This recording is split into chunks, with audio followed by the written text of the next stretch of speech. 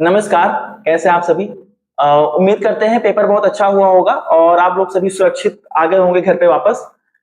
चारों शिफ्ट के पेपर खत्म मतलब अच्छे से हो गए हैं और हम और भैया ने मिलकर लास्ट टाइम प्रॉपर एक स्ट्रेटजी भैया इन लोगों को प्रॉपर बताई थी कि क्या-क्या पेट में आने वाला है। कैसे भैया ने जो 99.99 परसेंटाइल हासिल किया था, उन्होंने कैसे जो subject wise proper core wise बताया हुआ था, तो उस पर हम भैया से डिस्कशन करने वाले हैं कि पेपर कैसा आया और जो भी लोगों ने हमारी स्ट्रेटजी को फॉलो किया था उन्हें किस लेवल तक की सहायता मिली होगी, तो हम ये प्रॉपर भैया से डिस्कस करते हैं। तो भैया जो भी हमारे साथी देख रहे हैं, इसके पहले जिन लोगों ने हमारे आपके वीडियो में बहुत प्यार दिया था, लगभग 21,000 प्लस उस पर व्यूज हैं। तो प्लीज आज उनको बताएं कि जो लास्ट टाइम आपने स्ट्रेटजी बताई थी उसके अकॉर्डिंग चारों शिफ्टों को पेपर कैसा रहा और आगे की जो तैयारी वगैरह करनी है उस पर प्रॉपर डिस्कशन करेंगे दोस्तों। ये जैसे अविनाश भाई मैंने बताया था कि हाँ। पॉलिटी में शुरुआत के 5 भागों में से किसी इसके हाँ। आगे कोई एक क्वेश्चन भी नहीं दिखा सकता है 5 जी भागों हाँ, के अलावा। बिल्कुल। एक आध क्वेश्चन कहीं इधर-उधर से भले भटक गया होगा। वो भी अगर आप जैसे मैं देख रहा था कि ग्राम पंचायत हो गई, वो भी आपने डिस्कस कर ही दिया था कि ग्राम पंचायत का क्वेश्चन आ ही हाँ, जाएगा। ग्राम पंचायत का देखिए आ ही गया। उस डिस्कशन में हाँ। उसका नाम भी आ ही गया था। जी। लेकिन अगर उसको भी आप पढ़ना चाहेंगे तो अनुच्छेद 40 से उसको भी पढ़ सकते हाँ, हैं। हाँ, ठीक है हाँ, ना? ठीक वो है। मैं जब भी मैं पढ़ाता था तो मैं अनुच्छेद 40 को वहीं पे नोट कराता था सारी जी, चीजें। हाँ, हाँ। वो समितियां जैसे ग्राम समिति की जितनी समितियां बनती थी वो जी। और जितने अनुच्छेद सभी याद कराता था। ठीक है? ओके। 243 ए से जी। लेके जितने भी हैं। उसके अलावा अगर पॉलिटी में देखें तो जैसे डीपीएसपी का मैं देख रहा था, डीपीएसपी का क्वेश्चन आया, उपराष्ट्रपति क्वेश्चन आया, प्रस्तावना क्वेश्चन आया है, राष्ट्रपति क्वेश्चन आया है जी। और कॉमन सिविल कोड का क्वेश्चन आया, अनुच्छेद 23-24 का क्वेश्चन आया है। तो भाग 1 का क्वेश्चन आया है इधर। अनुच्छेद 129 का क्वेश्चन, अनुच्छेद 57 का क्वेश्चन आया, अनुच्छेद 53 का क्वेश्चन आया है। थोड़ा सा इन्होंने कुछ नई चीजें ऐड की हैं जो हम लोगों ने मतलब नहीं नोटिस की, पहले नहीं आया था, ये पहली बार हुआ है कि इन्होंने क्वेश्चनों की परिभाषा मतलब थोड़ा सा अंदर की चीजें जानने की कोशिश की है। जैसे तारांकित अतारांकित प्रश्नों के बारे में सोचा है। ठीक है?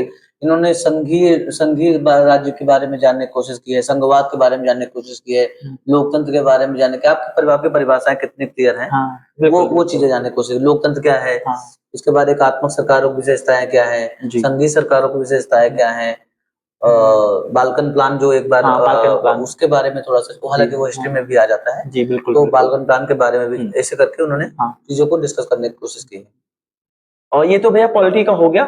अगर हम ज्योग्राफी की बात कर लें या हिस्ट्री की बात करें, वो भी थोड़ा सा कोर वाइज आप बता दें। ज्योग्राफी मैंने बताया था कि इंडियन ज्योग्राफी से बहुत ज्यादा क्वेश्चन नहीं आते हैं। तो इस बार भी बहुत ज्यादा नहीं आए हैं। जी। तो इन्होंने ज्यादातर जैसे राजधानी, मुद्रा, इन सब के बारे में पूछा है एक दो को उसमें, और इसके अलावा कुछ रेगिस्तान वगैरह के क्वेश्चन पूछे हैं। तो ज्योग्राफी में बहुत टफ क्वेश्चन तो नहीं आए हैं मुझे लगता है। और लास्ट टाइम जो आपने कहा था कि अविनाश भाई, आपने भैया ने बताया था कि इंडियन में नहीं आता, आपको वर्ल्ड में ये करके जाना है।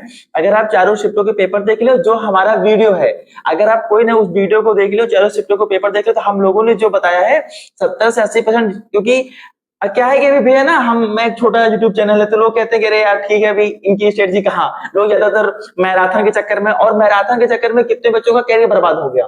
लास्ट समय में बार बार डेली वीडियो डालता था कि प्रॉपर रिवीजन करिए, रिवीजन करिए, ये पढ़ लीजिए, ये लोग नहीं मैराथन के भैया, और क्या ही कहा जाए।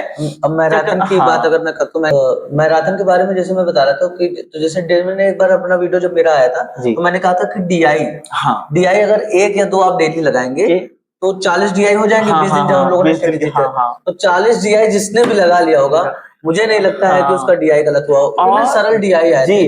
20 में 20 आए हैं। हाँ, 20 में 20 आए हैं। तो डीआई तो बहुत ही सरल आए थे। तो डीआई के बारे में तो मैं इसीलिए कह रहा था कि अगर एक एक दो डीआई, बहुत ज्यादा मेहनत नहीं करनी है। हर बार 2023 जैसा पेपर नहीं आता है, कभी कभी पेपर सरल भी आते हैं। और लेकिन बात यह है कि सरल, अगर मैंने कहा था कि सरल अगर गलत हो गए तब आपको दिक्कत होगी, तब आपका टॉप से काफी नीचे आ जाएंगे। प्रॉब्लम ये है ना पे, जैसे बहुत सारे साथी हम लोग को सुनते हैं, मान लेते हैं, बहुत लोगों को लगता है कि अरे नहीं यार, इनकी बातें क्यों माननी चाहिए। हमारी बातें आप इसलिए माने ना कि हम उन भीड़ से एक अलग हिस्सा है। भैया ने इतने अच्छे परसेंटाइल और इतना काफी एग्जामों का अनुभव रहा है, क्वालिफाई करने का अनुभव रहा है, नौकरियों का अनुभव रहा है।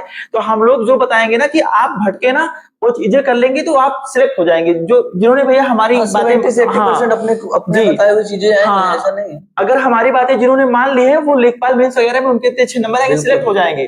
हम नहीं कहते कि हमने पढ़ाया, लेकिन हमने जो बताया था कि अगर किसी ने उस पर विश्वास किया होगा तो बहुत अच्छा कर सकता था। आगे तो ये भैया ओवरऑल स्ट्रेटजी थी।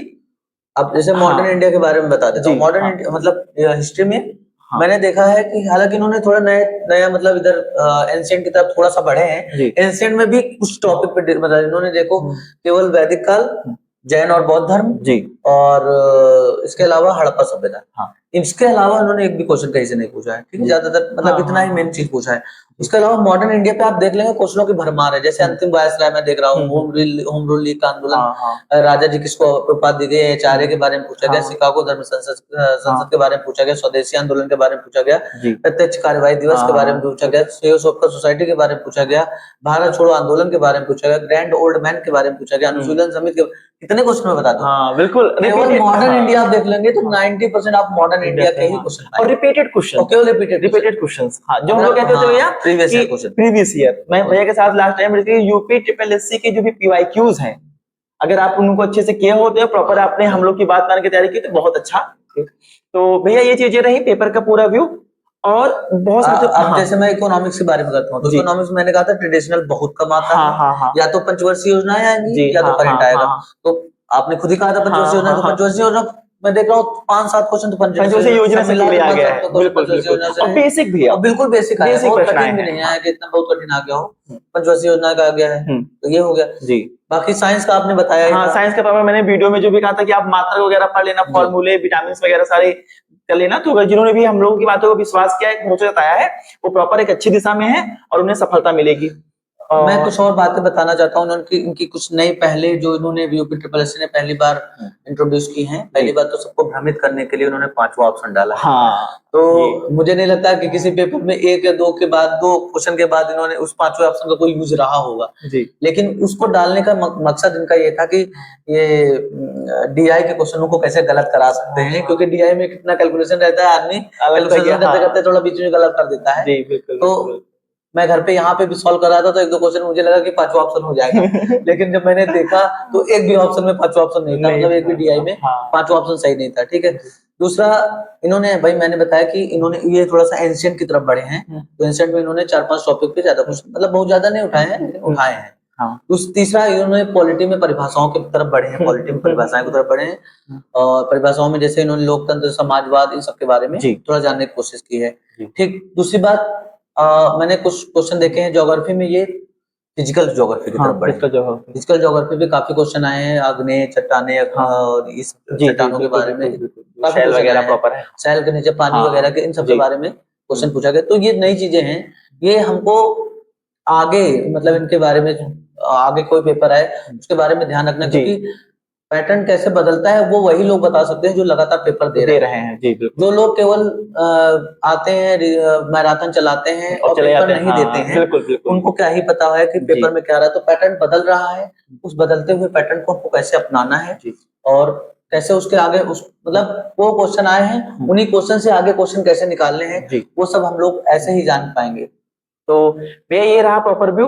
भैया बहुत लोगों को कमेंट आ रहा है कि हमारे इतने नंबर पर है, हमारे इतने नंबर पर है, तो लेखपाल मेंस के लिए भैया क्या कट ऑफ जाएगी, इस पे आप क्या कहने वाले हैं?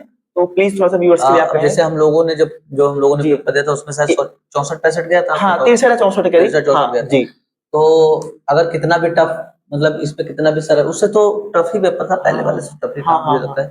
तो अगर उसको हम मिला लें तो मुझे लगता है कि 65 से 70 के बीच में अगर लेखपाल का आप एग्जाम दे रहे हैं, क्योंकि वैकेंसी इस बार ठीक ठाक आएगी, 8 से 9,000 10,000 तक वैकेंसी आएगी, है ना।